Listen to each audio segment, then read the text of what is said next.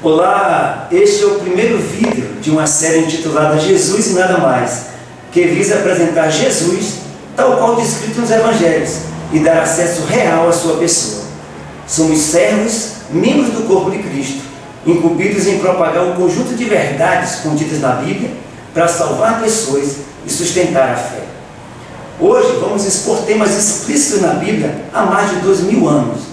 A palavra de Deus, o controle humano na igreja, a unção interior e as reuniões em Cristo.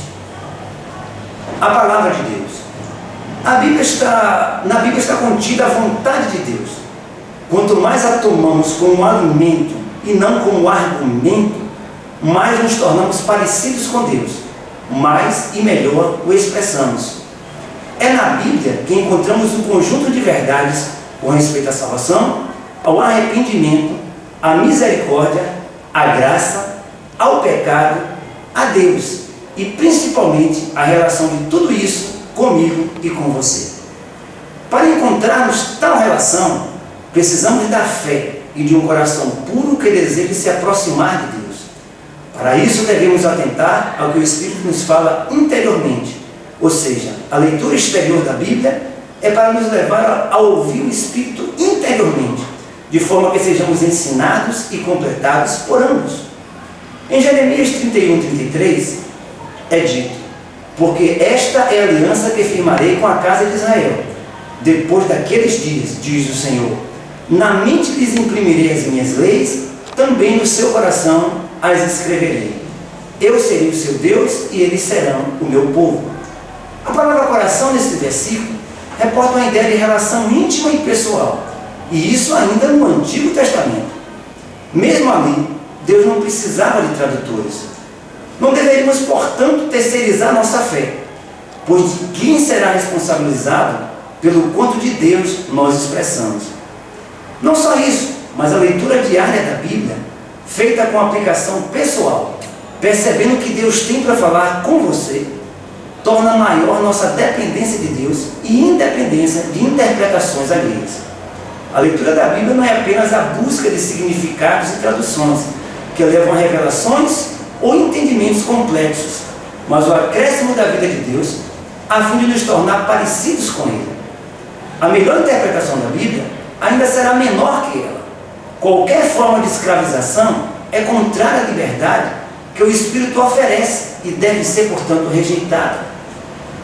2 Pedro 1:4 fala acerca do divino poder que nos tem nos doado as coisas que conduzem à vida e piedade. Também sobre suas preciosas e muito grandes promessas, para por elas nos tornarmos participantes da natureza divina. O livro de João, capítulo 5, versículo 39 e 40 diz: examinai as Escrituras, porque vós cuidais ter nelas a vida eterna, e são elas que de mim testificam. Contudo, não quereis vir a mim, para terdes vida.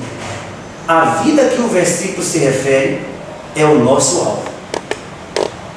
O próximo ponto, falaremos, é o controle humano. Isso contradiz as Escrituras, tendo em vista que a Igreja de Deus não necessita dos cuidados humanos quanto à sua administração. Diferentemente de uma organização empresarial em que prevalecem as decisões humanas, na Igreja, Jesus levanta pastores, mestres, evangelistas para o aperfeiçoamento dos santos e desempenho de seus serviços, nunca para o controle ou impedimento do funcionamento dos outros membros. Trata-se de homens dons que são servos de Cristo e que devem se satisfazer com a honrosa posição de escravo de Cristo. O próprio Jesus ressaltou que entre os cristãos não seria igual ao mundo, e quem desejasse ser o maior no reino de Deus, esse deveria servir. Na administração de Deus não há lugar de destaque para nenhum homem.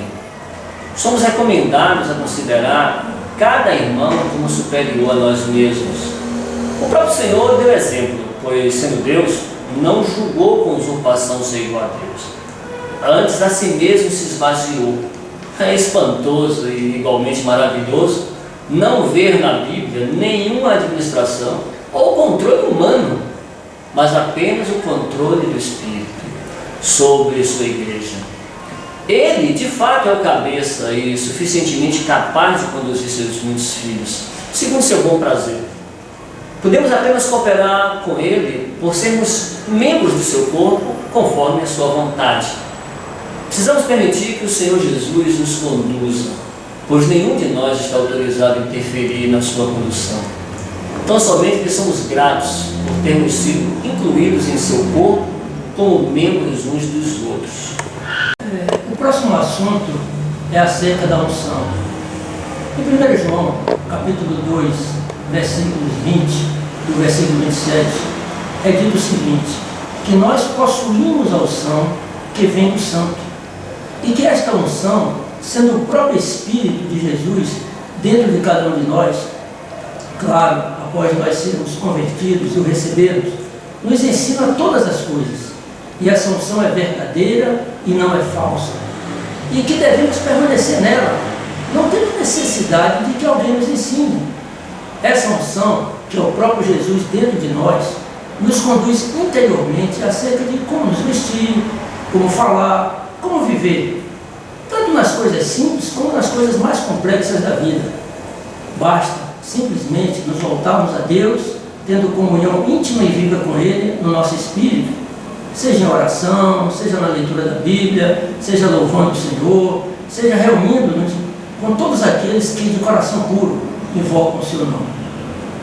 Entretanto, o que percebemos na prática é a nossa quase total dependência de ensinamentos exteriores, produzindo com isso, na Igreja de Jesus, um sistema de clérigos e leigos, a terceirização da nossa fé e a inoperância dos membros do corpo de Cristo, que se sentem anulados no desenvolvimento do seu ministério. Além disso, não podemos permitir que outros se assenhorem da nossa fé, nos deixando dependentes de homens, perdendo a autonomia naquilo que nós cremos. Por fim, temos um outro tema, que são as reuniões em Cristo. A Igreja de Deus é um novo homem e este é coletivo. Por isso que necessitamos nos reunir. Qual a forma, o local e o conteúdo das reuniões? O Senhor nos tem mostrado que não deve haver formalismo algum. As reuniões devem ser livres e todos podem participar. A liderança deve ser do Espírito Santo, através de qualquer irmão. E os dons devem servir de ajuda para o aperfeiçoamento dos santos. As reuniões podem acontecer em qualquer lugar. O Espírito Santo não está limitado a templos, mas a Bíblia nos diz que onde estiverem reunidos 2 ou 3, o Senhor estaria presente. O das reuniões deve ser Cristo, sem nada que sirva a outros interesses, mas que coopere com a expansão do reino de Deus. Deus procura adoradores que o adorem em espírito e em verdade. Portanto, as reuniões são para o louvor, adoração e exaltação à pessoa de Jesus. Nas pequenas reuniões, todos têm a oportunidade de participarem e assim poder exercitar os dons e serem aperfeiçoados. Temos também maior condições de conhecer todos os irmãos e as suas necessidades. Para alguns, esse conjunto de ideias pode refletir apenas mais um modelo de formatação tão contaminado e exterior quanto qualquer outro. Contudo, a diferença é a possibilidade de elevar o amor de Deus em nós e a liberdade nas reuniões, a fim de nos edificarmos mutuamente e alcançar outras pessoas sem nenhum outro interesse. Então, para isso, nós lemos a Bíblia, retiramos o dinheiro e a hierarquia do nosso meio. E o que restou? Sem projetos mirabolantes que dependem de dinheiro e sem pessoas importantes para exercer autoridade. Que interesses ou que pessoas restariam se isso acontecesse de forma universal no meio da comunidade cristã? No nosso caso, restou um pequeno rebanho e as conclusões já comentadas, surpreendentes, ainda que já estivessem sugeridas ou explícitas na Bíblia há mais de 2.000 anos. Precisamos restaurar nossos corações. Esta é a proposta, em termos gerais, daquilo que estaremos postando regularmente. Independentemente das ideias e interpretações particulares que não alteram o conteúdo da fé, queremos Jesus e nada mais. Até o próximo vídeo.